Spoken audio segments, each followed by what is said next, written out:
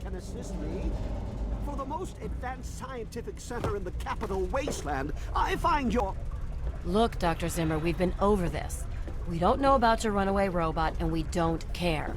This lab is dedicated to solving real problems. Yes. But Dr. Lee... Dr. Lee is trying to save lives, and your constant interruptions are interfering with those efforts. Now please, stand aside. I'm sure the good doctor's work with water purification is fascinating. But if you only knew what was at stake, the technology in that android... What's at stake? You won't tell me what's at stake. Look, this is a restricted area. I'm tired of telling you people. It's you. My heavens, you look so much like him. You're James's daughter, aren't you? What are you doing here? You were too young to remember, and I suppose James never spoke of me. Typical. I'm Dr. Madison Lee. I worked with your parents many years ago. Now I run the science lab here in Rivet City. It was all I had left. When your mother died, your father decided to leave with you. He abandoned our work. We had no choice but to do the same. You mean you haven't? I assumed he sent you here. For that matter, aren't you supposed to be in a vault? James said he left you there. Your father is no longer here, and I'd appreciate it if you didn't use that tone with me. Your father insisted that we return to work on Project Purity. I tried telling him too much time has passed. There's no way it would work. Predictably, he refused to listen to me. He says he can prove it will work and headed off to the old lab. I'm sorry, I don't know what else to tell you. It's in the old Jefferson Memorial Building, northwest of here. Please, don't go after him. It was foolish of him to even think about going there alone.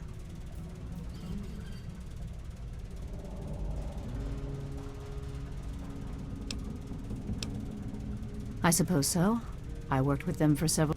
What else do you... Complications from childbirth. None of us were expecting it. We weren't as prepared as we could have been.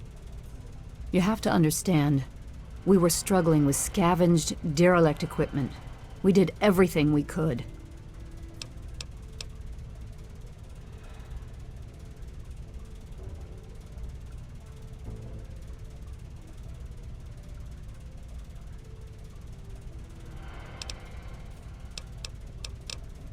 As I said, I am sorry.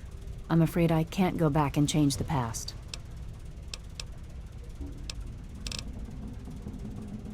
Good luck finding your father. Vagaries and secrecy. A robot's a robot, Zimmer, no matter... Yeah?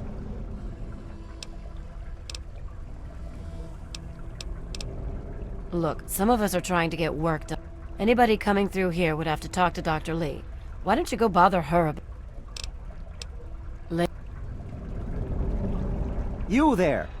What are you, some kind of lab assistant? No, you... Are you by any chance... for hire? To the point. I like that. Well, as it turns out, I've misplaced some very sensitive property.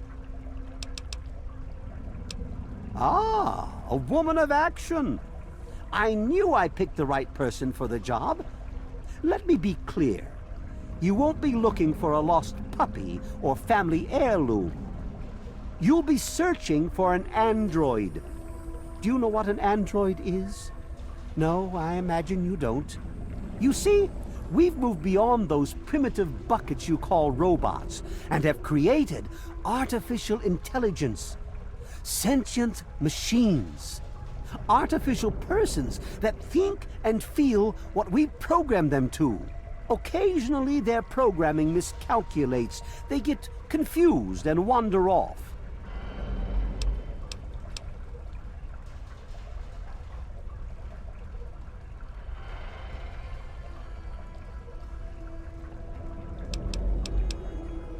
The Commonwealth itself is nothing but a war-ravaged quagmire of violence and despair. Inside the sealed environment of the Institute, however. But the Institute's affairs are none of your concern. Your undeveloped mind couldn't even begin to comprehend what we've accomplished. Like I said, I suspect he's had facial reconstruction and possibly even a mind wipe. Search the offices of doctors or techies for android information. If he's come into contact with these people, there may be records. Start with Dr. Preston. He lives on this leaky boat. See if he knows anything. He's a doctor, after all. Now, if you'll excuse me, I'm busy trying to ignore my surroundings.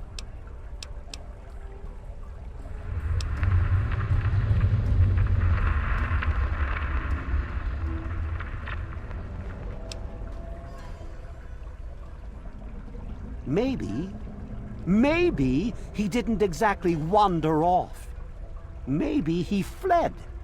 Escaped captivity, as it were, if he began to misinterpret his situation. It's possible my android sought to forget his previous life. Wipe away all memory, all guilt. Trick himself into believing he really is human. So no, he may not be just an ordinary robot, but he's certainly not human, no matter how badly he wishes it so. I made him. I want him. End of story.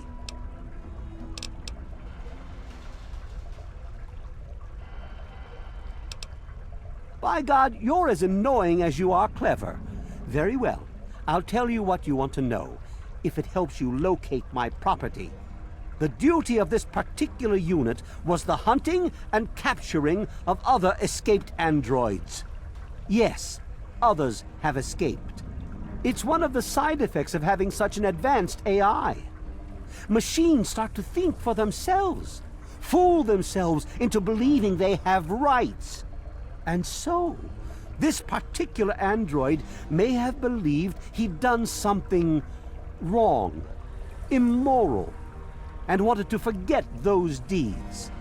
Satisfied now?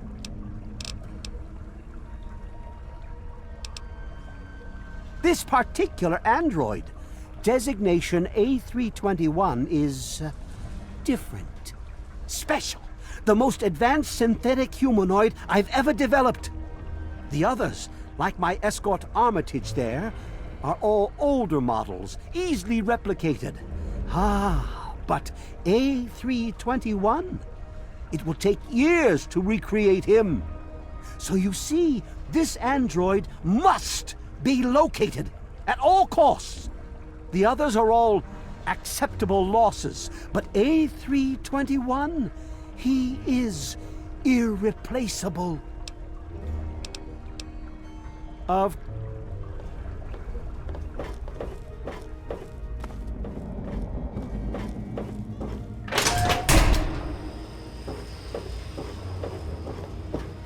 Evening.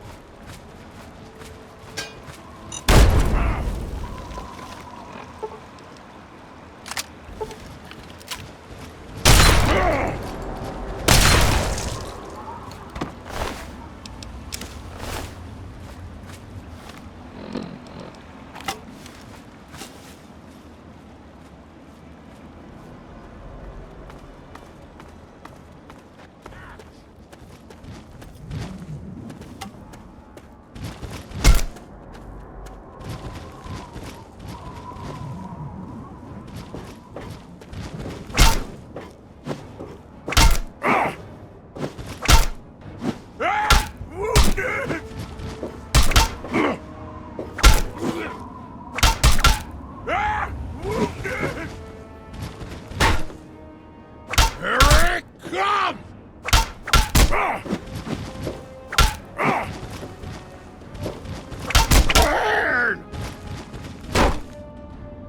Scream! Scream! Yeah!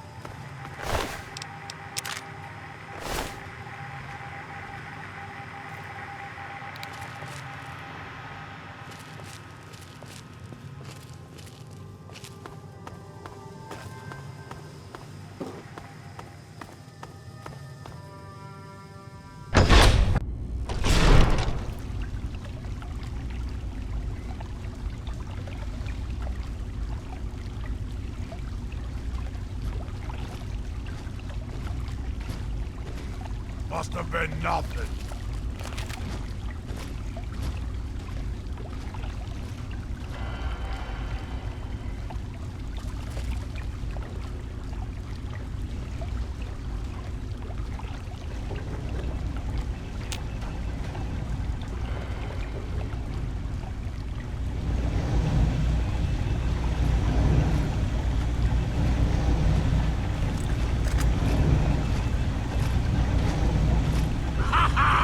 There you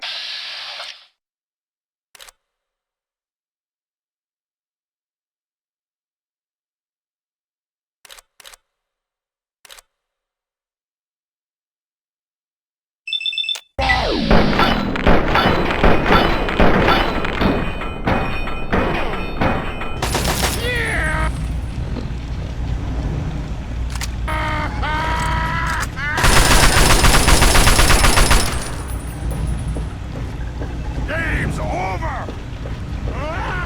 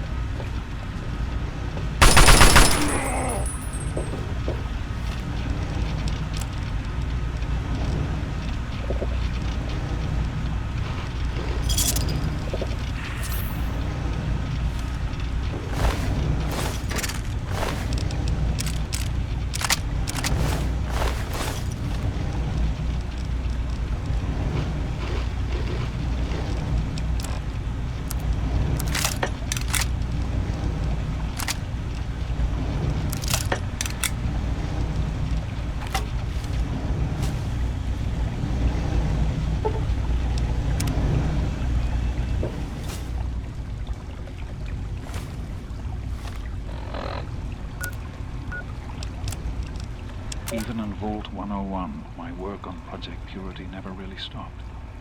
Soon after we arrived, my nightly routine included sneaking into the restricted areas, searching for, I don't know, whatever I could find. It was a Vault-Tec facility after all. The place was built with some of the most advanced technology this country had ever developed. Those excursions never turned up anything particularly useful. So, one night, after half a bottle of scotch, I broke into the overseer's office. It was easy enough to hack his console, gain access to the restricted files. Most of it was garbage. Propaganda, spy reports, just plain rambling bullshit, really. But there was one thing, one name that stood out amongst all the others. Dr. Stanislaus Braun. I knew of Braun's work, of course. He was a celebrity in his day. Vault-Tec's sorcerous scientist, leaving his peers in awe of his technological wizardry.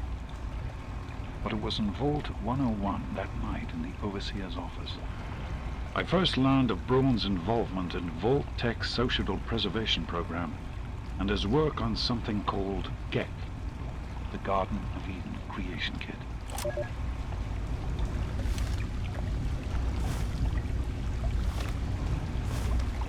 To be honest, the GEC sounded like pure fantasy, even for someone of Braun's capabilities.